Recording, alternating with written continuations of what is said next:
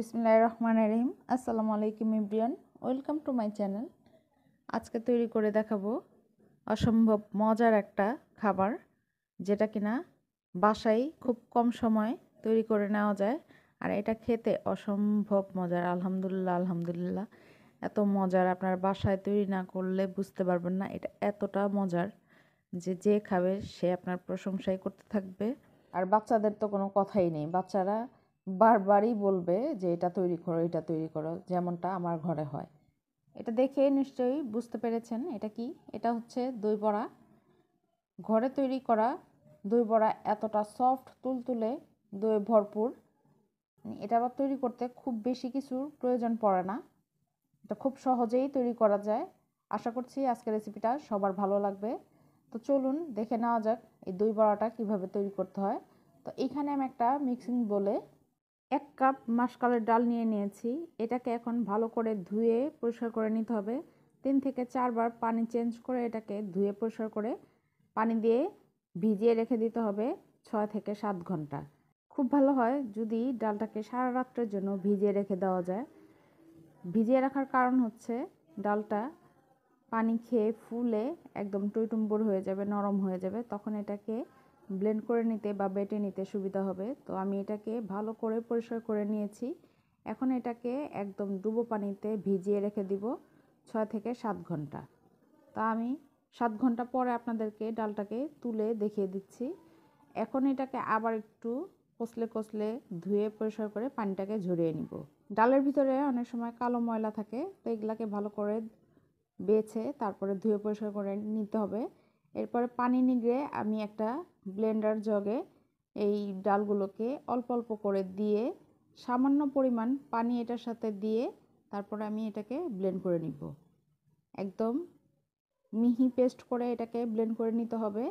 এটার ভিতরে আমি 2 থেকে 3 টেবিল চামচ পানি দিয়ে একদম মিহি পেস্ট করে নিয়েছি। দেখতেই পাচ্ছেন এটা কতটা মিহি হয়েছে। আমি আপনাদেরকে একটা স্প্যাচুলা দিয়েও উঠিয়ে দেখিয়ে দিচ্ছি, দেখতেই পাচ্ছেন এটা কতটা মিহি হয়েছে। এখন আমি মিক্সিং বোলে এটাকে নিয়ে নিচ্ছি। সম্পূর্ণ ডালটাকে নিয়ে এখন একটা এরকম হুইস্ক দিয়ে বা হ্যান্ড বিটার বা ইলেকট্রিক বিটার দিয়েও আপনারা এই কাজটা করে নিতে পারেন। এটাকে খুব ভালো করে ফেটিয়ে নিতে হবে যতক্ষণ না পর্যন্ত এটা একটা ফোমি টেক্সচারে চলে আসছে, ততক্ষণ পর্যন্ত এটাকে ফেটিয়ে নিতে হবে। তো এটা চেক করার একটা উপায় হচ্ছে একটা বাটিতে আপনি সামান্য পরিমাণ পানি নিয়ে এর মধ্যে ডালটা দিয়ে দিলে তখন দেখবেন যে ডালটা কিন্তু পানির তলায় চলে যাচ্ছে। তখন বুঝতে হবে যে ডালটা আমাদের পরিপূর্ণ ফোম হয়নি। আর যখন দেখবেন এইরকমটা ডাল ভেসে উঠছে তখন মনে করবেন যে ডালটা আমাদের ফেটানো হয়ে গিয়েছে। 10 থেকে 15 মিনিট এটাকে ফেটিয়ে নিলেই কিন্তু আপনাদের একটা ফোমি টেক্সচার চলে আসবে। যখন ফেটানো হয়ে যাবে এর মধ্যে হাফ চা চামচ লবণ দিয়ে আমি আরও 5 মিনিট এটাকে ফেটিয়ে নিব। এরপরে চলে যাব এটাকে ভাজতে। এই জন্য চুলায় একটা পাত্র বসিয়ে আমি এর মধ্যে পর্যাপ্ত পরিমাণ তেল গরম করে নিয়েছি। এখন যে সাইজের বড়া তৈরি করব ঠিক সেই পরিমাণ করে ডালগুলোকে এরকম তেলের ভিতরে দিয়ে দিচ্ছি। আর তেলটা কিন্তু খুব বেশি গরম করা যাবে না, তাহলে বড়ার ভিতরে কাঁচা থেকে যাবে আর উপরে কালারটা খুব দ্রুতই চলে আসবে, তখন কিন্তু বড়াগুলো খেতে ভালো হবে না। তো মিডিয়াম আঁচে তেলটাকে মিডিয়াম গরম করেই বড়াগুলোকে ছেড়ে দিলে 2 থেকে 3 সেকেন্ড পরেই দেখবেন কি বড়াগুলো ফুলে উপরে ভেসে উঠেছে। এইভাবে হালকা আঁচে আমি এগুলাকে ব্রাউন কালার করে ভেজে এরপরে তুলে নিব। অল্প অল্প করে তেলের মধ্যে ডালের বড়া এরকম করে দিয়ে কয়েক ধাপে আমি এই বড়াগুলোকে ভেজে নিব। আমাদের প্রথম ব্যাচ ভাজা হয়ে গিয়েছে, এখন আমি এগুলাকে তুলে নিচ্ছি। একটা ঝাঁঝরার সাহায্যে এটাকে তুলে একটা টিস্যু পেপারের উপরে রেখে দিচ্ছি, যাতে করে এটার ভিতরে এক্সট্রা যে তেলগুলো আছে সেটা টিস্যু পেপার টেনে নিতে পারে। তো এইভাবে করে আমি সবগুলো বড়া ভেজে নিব। আমাদের সবগুলো বড়া ভাজা হয়ে গিয়েছে, এখন আমি আপনাদেরকে একটা দেখিয়ে দিচ্ছি এটা কেমন হলো। এটা অনেক সফট, অনেক, আপনারা দেখে নিশ্চয়ই বুঝতে পারছেন। এটা আমি একটা ভেঙে দেখিয়ে দিচ্ছি। এটার ভিতরটা এরকম ফাঁপালো টাইপের হবে আর খুবই নরম তুলতুলে। তো এখন যে কাজটা করব এটা খুব ইম্পর্ট্যান্ট। একটা মিক্সিং বোলে পর্যাপ্ত পরিমাণের পানি, 1 চা চামচ লবণ আর 2 টেবিল চামচ চিনি দিয়ে এখন এর মধ্যে 6 থেকে 7টা বরফের টুকরো দিয়ে দিচ্ছি। আপনারা চাইলে পানিটা ঠান্ডা বরফ পানিও নিতে পারেন, তাহলে আর এক্সট্রা কোনো বরফ দিতে হবে না। তো এমনভাবে পানিটা নিতে হবে যাতে করে সবগুলো বড়া এটার ভিতরে ডুবে থাকতে পারে।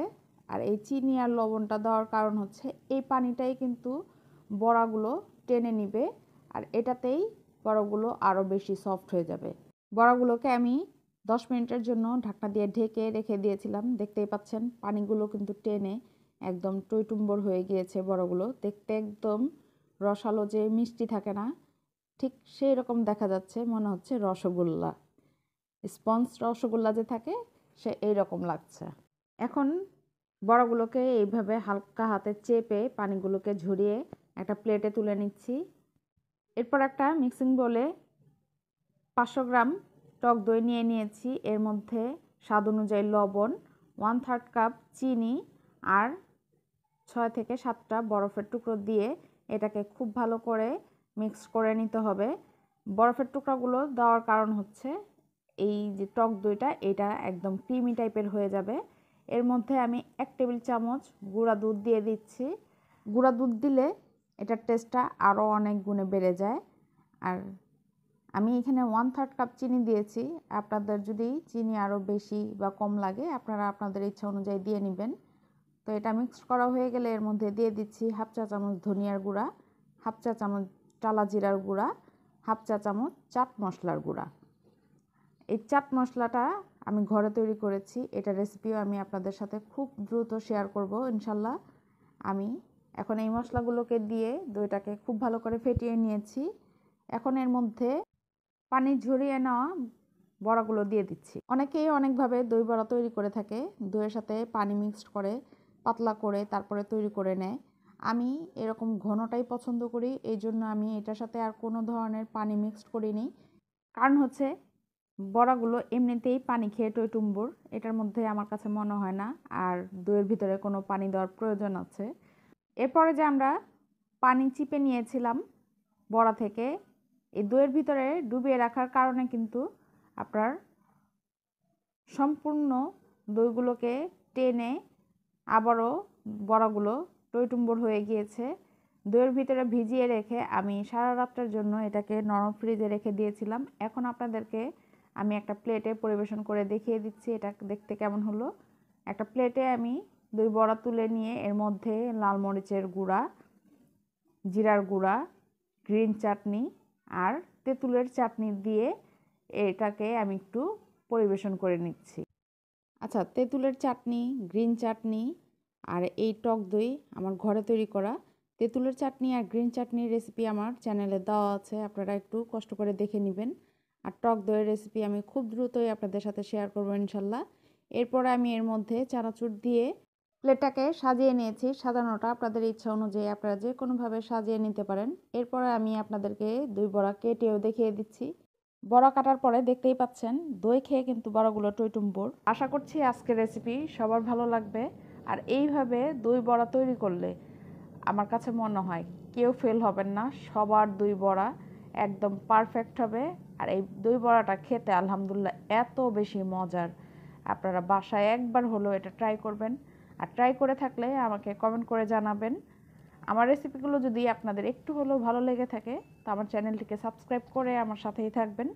আর এরকম সহজ সহজ রেসিপি দেখতে হলে আমার ফেসবুক পেজটাকেও ফলো করে দিবেন। তো আজ এই পর্যন্তই। সবাই ভালো থাকবেন, সুস্থ থাকবেন, আমার জন্য দোয়া করবেন। আল্লাহ হাফেজ।